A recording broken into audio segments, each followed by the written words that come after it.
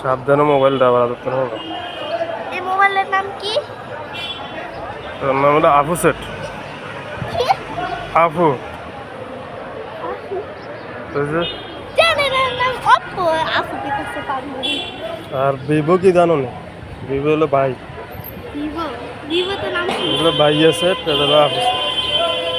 Tractor. আরে ট্রাক্টরে কি করতে? রেডমির নাম কি জানো না? রেডমি। রেডমির নাম হলো লাল মেয়া, রিয়েলমির নাম হলো আসল মেয়া। তারপর রেড। রেড মানে লাল। মি লাল আমি।